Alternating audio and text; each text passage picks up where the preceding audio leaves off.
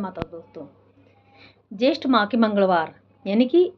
बड़े मंगलवार और जिन्हें बुढ़वा मंगलवार भी कहा जाता है, क्योंकि इन मंगलवारों के अंदर जो हनुमान जी का जो वरद रूप है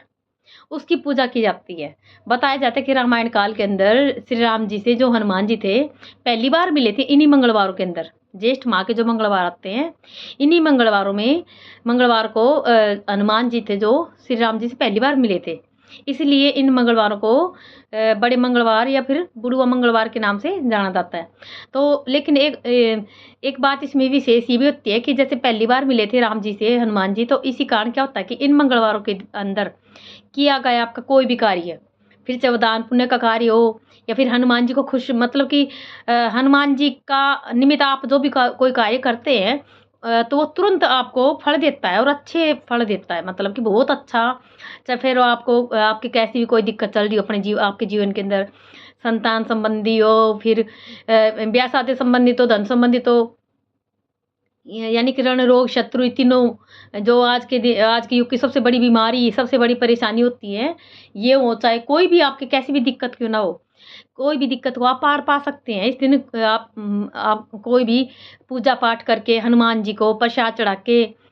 तो हनुमान जी के निमित्त अगर आप कुछ भी आप ऐसा कोई भी ऐसा कार्य करते हैं जिससे कि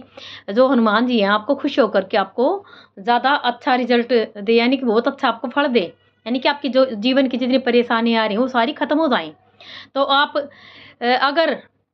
आपके जीवन में अगर कोई भी ऐसी परेशानी जो कि बच्चों की शादी ब्याह से संबंधित हो,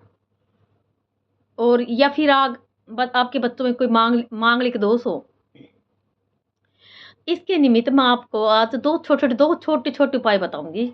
ज़्यादा बड़े नहीं है, लेकिन अगर आप करते हैं इन उपायों को तो आप खुद देखेंगे चमत्कार। लेकिन लगातार करना आपको, जो ज्येष्ठ माह के जितने मंगलवार आते हैं इनमें लगातार सारे मंगलवार को करना है, एक भी मंगलवार आपको छोड़ना नहीं है। जैसे कि एक मंगलवार तो चला गया, लेकिन जो कल के जैसे अभी 4 मंगलवार बाकी हैं, अगर लगातार आप 4 मंगलवार को भी कार्य करते हैं तब भी आप इतना अच्छा रिजल्ट देखेंगे कि, यानी कि जो ज्येष्ठ माह बड़ा माना जाता है तो इसके जो मंगलवार होते बड़े होते हैं, तो आप इसमें 4 या 5 मंगलवार आते हैं, लेकिन इनके अंदर अगर आप एक मंगलवार को भी कर लेते हैं तब भी आप अपने कार्य में बहुत सफलता प्राप्त करते हैं, यानी कि अपने जो आपके जीवन की विघ्न बाधाएं दूर हो जाती हैं और आप अपने जीवन में सुख समृद्धि का,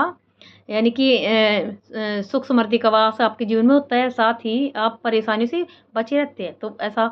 क्या करें जिससे कि मैंने हनुमान जी की कृपा, विशेष कृपा दृष्टि मिले। तो इसके लिए अगर आप किसी भी मंगलवार से शुरू करें तो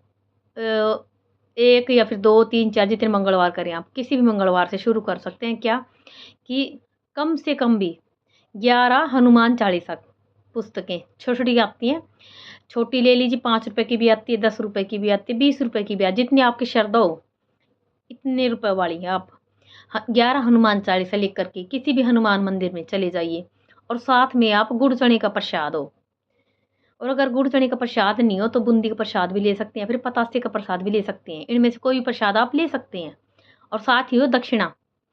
और वहाँ बैठ करके भगवान के आगे धूप दीप जलाएं और हनुमान चालीसा का पाठ कम से कम भी 5 पाठ करें कम से कम भी वहाँ बैठ करके, और हनुमान जी से अपने जीवन में आ रही विघ्न बाधाओं को दूर करने के लिए, परेशानियों को ख़त्म करने के लिए उनसे प्रार्थना करें, और जो प्रसाद है वहाँ पर बाँट करके और अपने घर आ जाएँ। लगातार अगर आप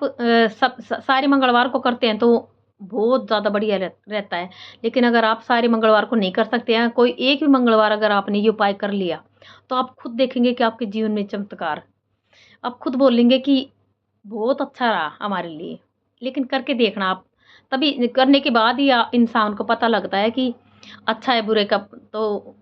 करके देखना, करना लेकिन विश्वास के साथ। जय माता दी।